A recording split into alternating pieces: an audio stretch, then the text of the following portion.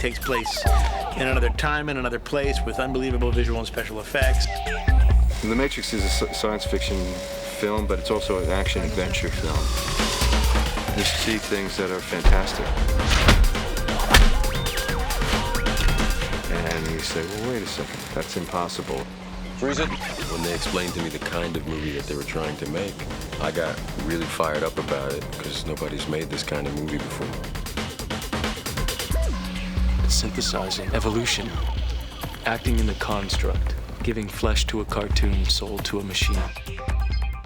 The movie takes place somewhere in the distant future. It is a time when computers rule the world. You have a world of people who believe they're real, but actually they're not. They're living inside a computer program, and there are a number of other people within that who are trying to liberate those people from their captivities.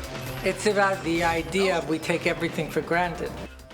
And other times it feels like it's about hope and love and belief. It's about robots versus kung fu. And there's some crazy action.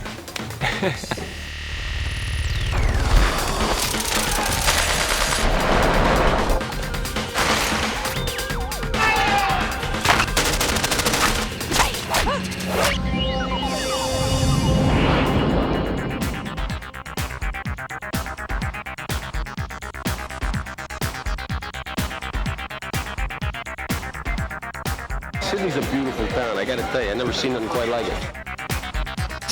What unemployed actor wouldn't want 5 months in Australia? That's better. Filming on a location in Sydney is actually a pleasure. We're in a great city that's got a lot to offer and a very professional crew.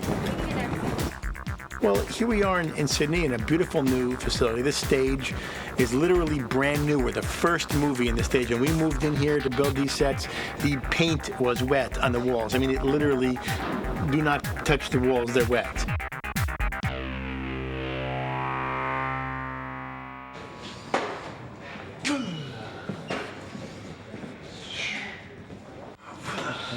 Powder all backlit.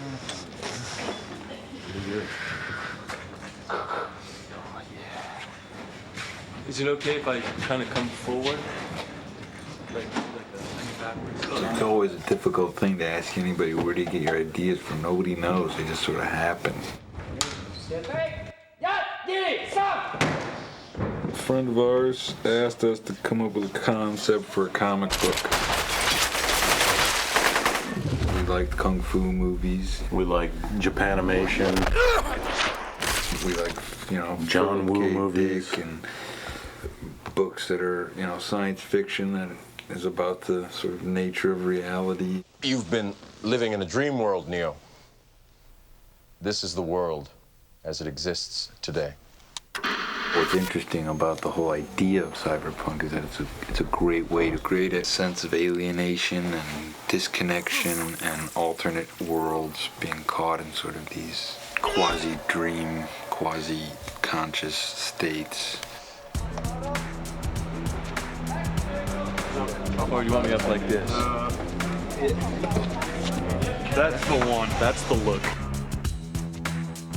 I first met Larry and Andy when I read Assassin, and it really was an incredible script. It was a very dark, edgy piece of material, and I really was impressed with that style. And they showed me this animated Japanese cartoon, and they said, we want to do that for real. And and that was an incredible idea to me. I mean, to actually see that animation come to life, and believe me, essentially it has.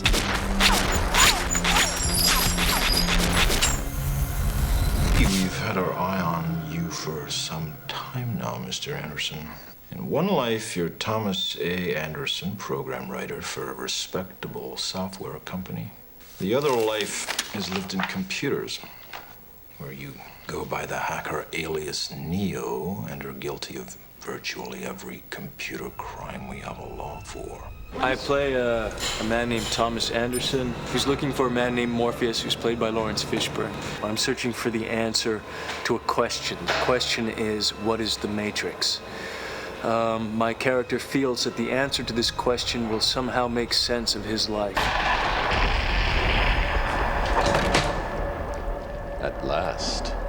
My character is called Morpheus. And Morpheus is a person who lives in the real world. And he's the leader of this band of people looking for the one. You felt it your entire life. That there's something wrong with the world. You don't know what it is, but it's there, like a splinter in your mind. He is this like fevered missionary guy. He's a zealot. We think there's something dangerous about people who believe they have the truth, and they do sort of act blindly. This is your last chance. After this, there is no turning back. You take the blue pill. The story ends.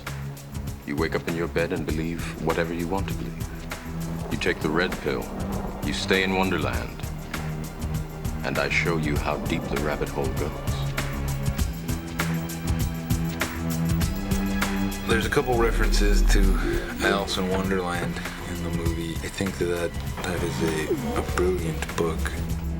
She comes into this world, and there are all this craziness, and people just give her things and say, eat this, drink this, and everything affects her and changes her, and nothing makes sense, nothing's logical. It's the way you have to do it, and we tried to do that with the beginning of the film.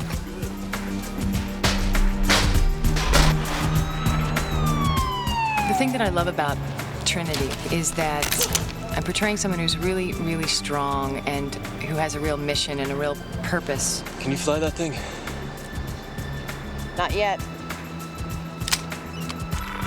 Operator. Tank, I need a pilot program for a B-212 helicopter. She's a warrior, yet I don't think that she's lost being a woman.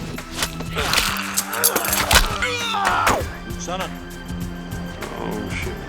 Agent Smith is the law enforcement, and he's a seemingly invincible machine who develops these wonderful human frailties. There was an accident. Goddamn car accident. Cypher was a strong disciple of Morpheus, but now I've had second thoughts. Did he tell you why he did it? Why you're here? Jesus. What a mind job. So you're here to save the world.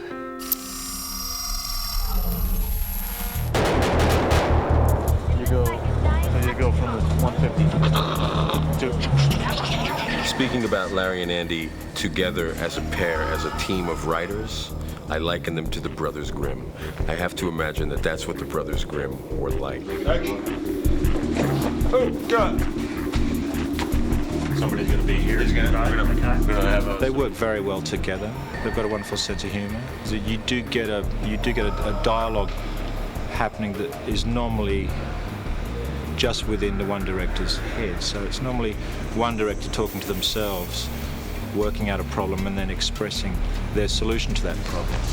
Whereas with Larry and Andy, you'll see the dialogue going on. Just like real guys, and there's none of that kind of Hollywood thing is not evident at all. You know, they're from Chicago, you know. They wear shorts, they wear baseball hats, they watch basketball games, they love movies, they love, you know, they get so excited. There's nothing greater than doing a scene for them and for them to get excited. One day, one day I will no longer just be a computer nerd. I will be a superhero. They seek and search for clarity. They're very thoughtful, and yet they're very they have a wonderful sense of humor.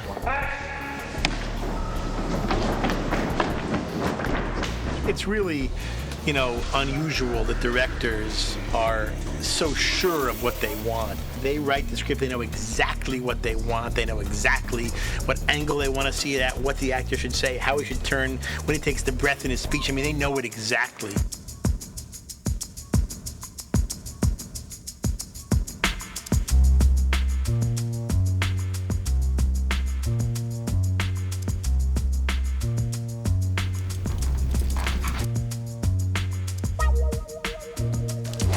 brothers had storyboards of fight sequences that they wanted to see, certain punches and kicks and flips that they wanted to see. I see some of the framing of Frank Miller. There are some Japanese angles and perspectives in it. Dodge this. They worked with people that they knew from the comic book world and designed these fantastic things. We went into the first Warner Brothers story meeting and they said, okay, now we know we've bought something cool. We don't know what it is. Could you just take us through it once? They helped translate the movie for us. Nobody really understood the level of the action that we wanted in the action sequences, and then when we'd show the storyboards, people would go, oh, geez. The scale that you can pull off in comics is just always fantastic. You can freeze a moment and make an image that sort of sustains. There's some action I think you can do a lot better in comics. There's some things that work better in film. Kung Fu is great on film. Now, I'm supposed to start with these operation programs first. That's Major Bar and Shed. Let's do something a little more fun. How about combat training? Jiu-jitsu? I'm going to learn jiu-jitsu.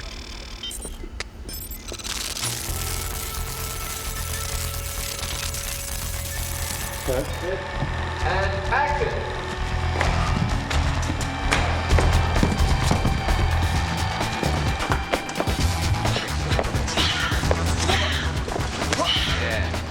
Too close. Or just throw your chest out. Bring it down.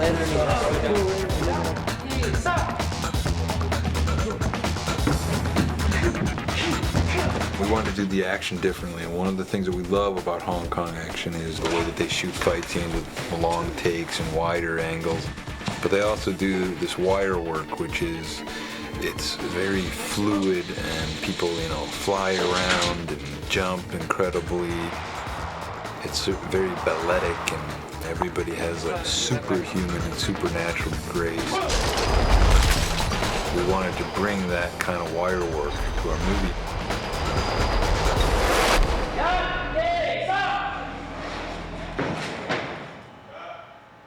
You don't have to go up so high like you're reaching for. More out. Just look better. Yeah. When I first became involved, Larry and Andy were a little frustrated because their dream was to work with this guy that had done Fist of Legend. And through contacts in Hong Kong, we tracked the guy down, turned out to be Wu Ping.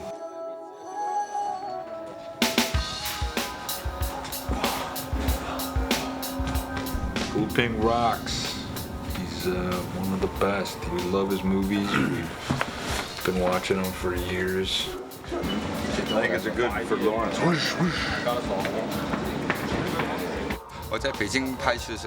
He said, I really don't know how they got my number about me. All that he knew is he was in Beijing making a movie and got a call from Hong Kong saying that the two brothers were really interested in talking to him. He said, I'm very busy, I don't have the time. And then the call came again. He read the script and he thought that script was a very brilliant script. So he decided that he should do it. One of the incredible experiences on this movie, and unlike any other movie I've done, is that our four leads spent 3 or 4 months training with Wu Ping and his Hong Kong stunt team.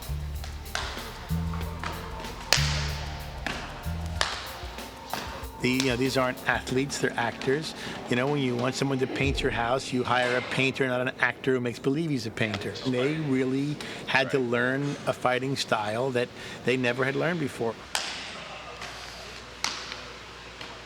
It was a tremendous hardship, but it is evident on the film when you see it that that's Lawrence and that's Carrie Ann and that is Keanu in those scenes doing that stuff, and it's astounding. We started training in October of '97.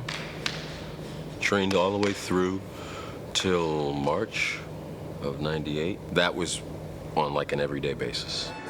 1, 2, 3. Ready? It was a very involving, exhausting process, which I initially thought we were going to be doing Kung Fu for maybe 4 or 5 weeks, something like that. And it ended up being months and months of training. The interesting thing is in the challenge. And the challenge is how we can make these people look as though they know they are born with the skills. We all sort of have our own person that is sort of our teacher. And my teacher's name is Ma Dai. He really held my hand in the beginning and was very hard on me at the same time. Chu is Keanu's main guy, and Chu doesn't speak any English. Then we have Dion, who oversees all of us, and he speaks better English than the rest of the guys. And he sort of our go-between Wo Ping and us.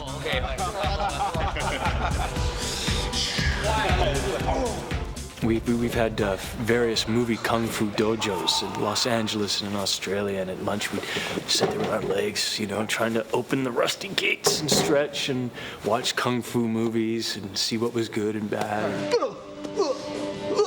Excellent.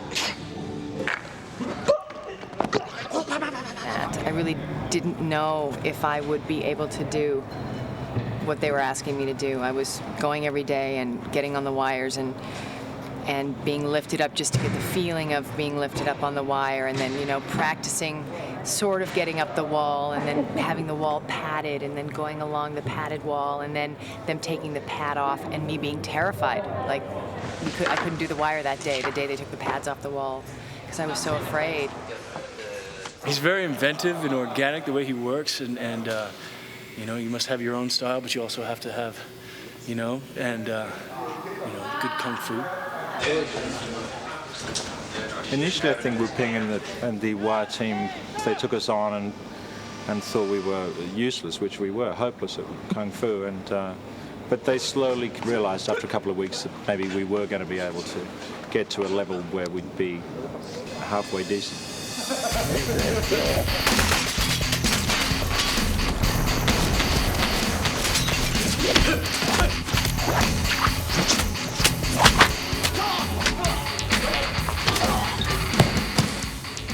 It was really intense, but it was a lot of fun.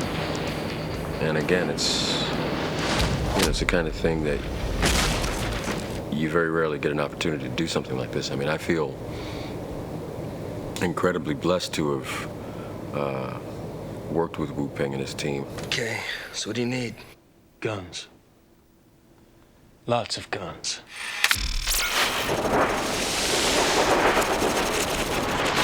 I'm going to pass out to everybody a rubber handgun, just so when I go over the nomenclature and what the weapons parts are, you guys understand what they are, you can physically have something. And these are 100% safe. Turn! Kill! Everybody pick up your weapon and hold it with 2 hands and put it out in front of you. Almost everybody has a great position.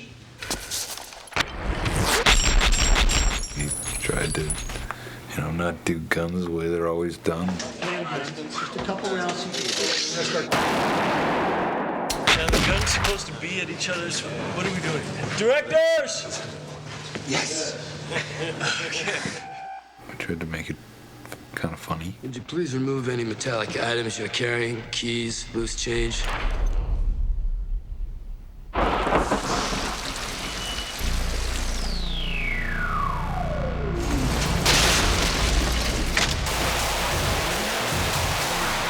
The sets on the picture all originated from the visual design of the film that Larry and Andy achieved in storyboarding the film. They were executed by and built and designed by Owen Patterson, who's our production designer. This film is sort of full of many, many details. An art department is trying to create an environment which is really just an illusion. This is my ship, the Nebuchadnezzar. This is the main deck. And we're trying to use contemporary technology in a sort of slightly retro fashion, and something that looks a little bit different to your archetype sort of spaceship. we've sort of fallen back a great deal onto, and utilised, as Larry and Andy wanted us to do, a lot of Jeff Darrow's drawings, which were the original conceptual thing. But we're trying to sort of promote that idea of a reality that isn't real. You'll look at it and go, oh, it's a real place, but there are these illusions sort of within it.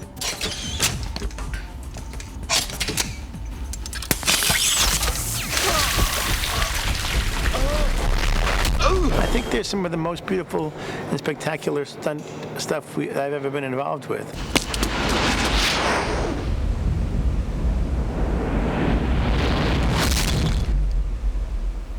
Whoa. There's style and visual effects in these action sequences that has not ever been seen before.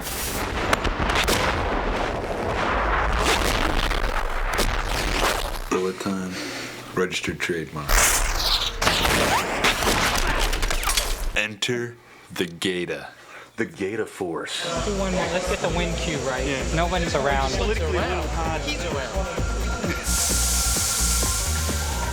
So you might want to spin around and face the subject at hand. In this particular rig, there are 120 cameras and 2 motion picture cameras set up.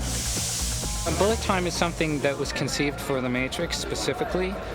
But I think it's the byproduct of the directors observing technology, and then they ask the right question at the right time. That's the money cam at the end, that last one where the bullet is basically going to come over your head. I could shoot the same exact stunt several times over. I can also do things like I can go forwards in time, but then I could also choose to stop the camera abruptly, start moving backwards against itself while the action continues to move forward. I can create a 3-dimensional construction of the object. Everything begins with a simulation, and all the math for how to shoot it works backwards from there.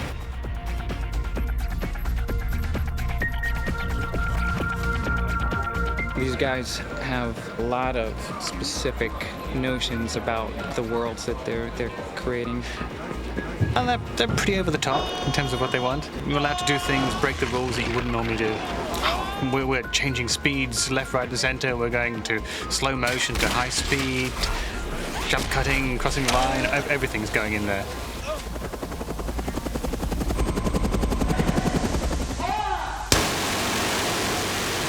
To achieve what seems like a fairly simple thing to do, to fly a helicopter down the front of a building, shoot a window out and rescue someone by jumping out the window, it seems, as we'll see it in the film, a seamless object.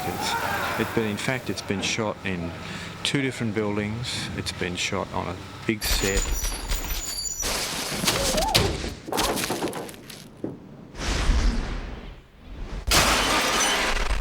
Figure out how to make that scene work. We wanted the glass to explode in sort of an ever-expanding circle, and to actually figure out how to make the glass do that, what glass to use. It probably took 3 months of heavy-duty research.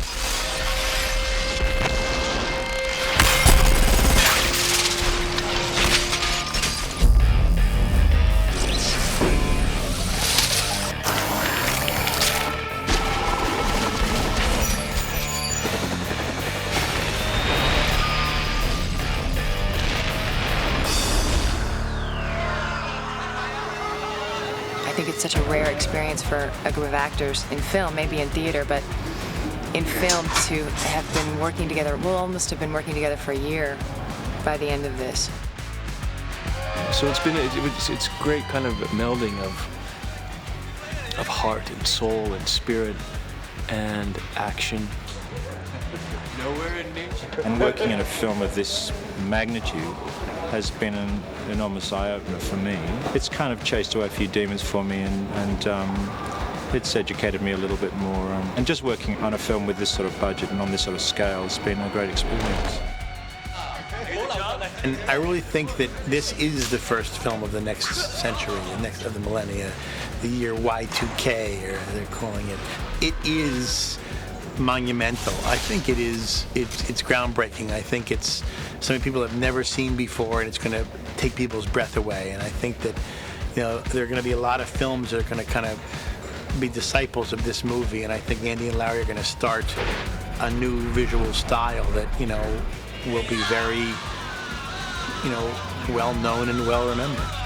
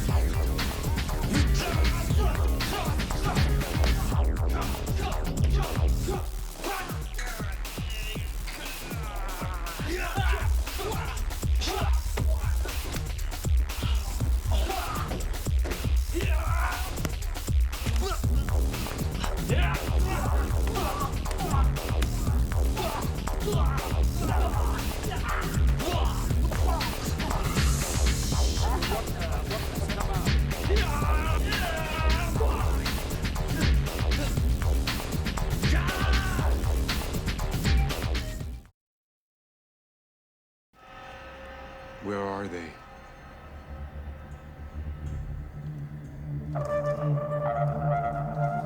We had to build a set which was about 18 inches wide, I think, 6 foot deep and about 46 feet high. It was a really odd-shaped set. Since it was dark on the camera side, the light had to come through the top, and it had to go 4 stories and still hold its intensity without being super bright at the top and being nothing at the bottom.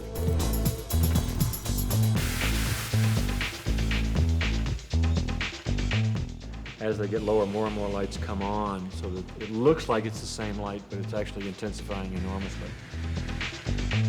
Go! Physical effects had to build all of this lathe and plaster so it could break away. The stunt guys had to come in there and needed to be able to control the actors, or at least their doubles, in this kind of in a controlled descent mode.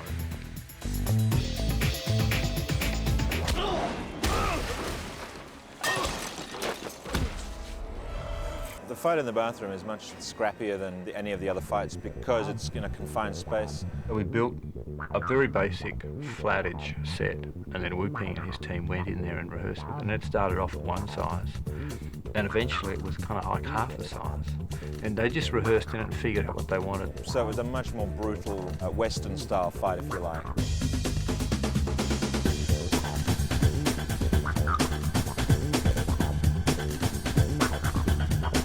There were a few trouble spots. I have allergies, and it was in a warehouse, and it was really dusty.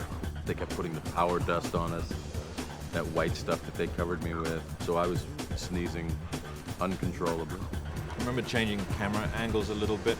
At one stage, we had to change a few little bits of the fight. I had to block a shot from Lawrence. Hugo's punching Lawrence's fist as he's trying to throw a punch. He steps and punches the punch. And it was very split-second timing. They did it a couple times, and then it was the third take. Wham! They hit fists, and you heard this like sort of crack, nappled crack. It was just like, I'm sorry. I thought I'd broken my wrist one day, and it blew up, and so lots of little things like that. It was actually all right in the end.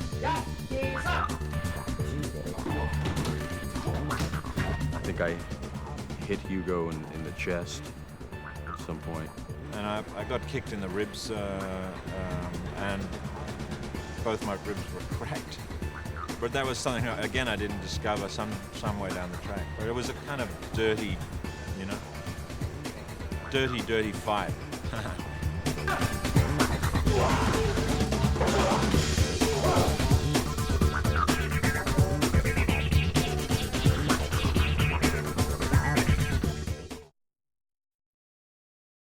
There's a character who's the woman in the red dress.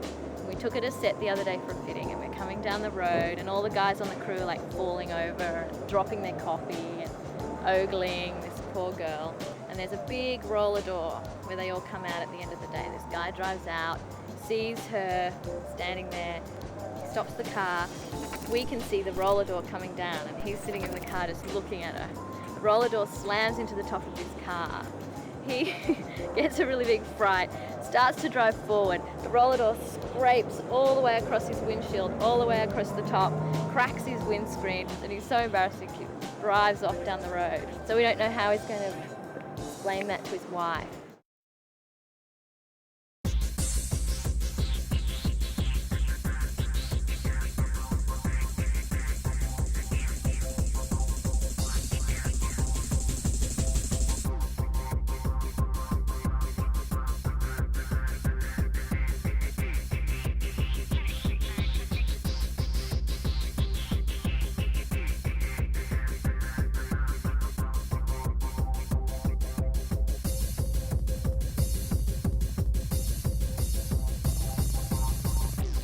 Get me the hell out of here! Got a patch on an old exit, Wabash and Lake. Help! Need a little help. Made them do 22 takes of that. What would be the right gesture? Is he looking, or is he just waiting to see if the agents are coming? Cut! My hand, son.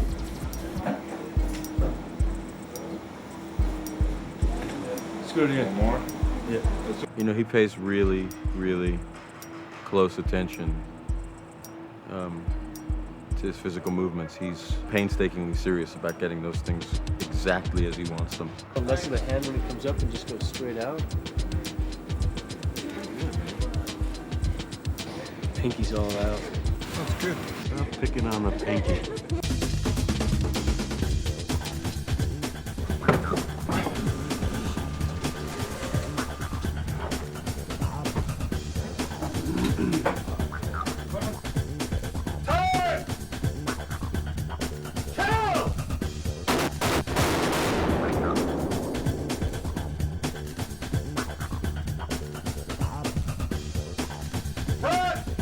How come you always say cut? My job. That's what I get the big bucks for. Saying cuss. Agent Smith starts to develop some very human qualities that ultimately brings him down. And at the same time, Neo starts to develop certain qualities that steel him against Smith, so that their journeys are kind of in opposition to each other, and ultimately Smith, the machine, is destroyed by the human being who's become increasingly sure of himself. There's more to it than just basically the vanquishing of the foe. Similar journeys, climaxes, and that sort of merging moment. Well, very early on in training, in fact on day 2, I thought I'd done something to my leg. So we went to see a very good doctor, in fact it was Keanu's doctor, who immediately diagnosed that I had this thing that I couldn't walk, and I had an edema in my bone marrow. And I had an operation and was on crutches for 6 weeks and slowly recuperated and kind of came back into training again. It's funny because he had the hip and I had the neck. So it became how's the hip and how's the neck. This isn't a dojo, it's a hospital, it's a trauma ward. You're doing it for me. You like that little bit of pain. No, it was no pain at all. Was that general? It was local? spinal. Spinal, okay. So I watched the whole thing. You saw the... Yeah, I watched the operation. Ew! That man is crazy. Because you can't feel a thing. So it's like someone doing this thing to this leg. It's not part It's of you. not yours. They were lifting my leg up and I was going, that's my leg, but I can't feel it.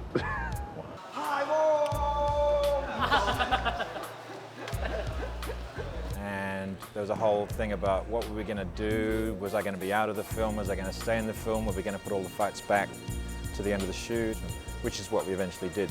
This whole training process for us, it was real trauma for our bodies the first time around. And I think that was just Hugo's body's way of responding to it. You know? Hey, what's happening?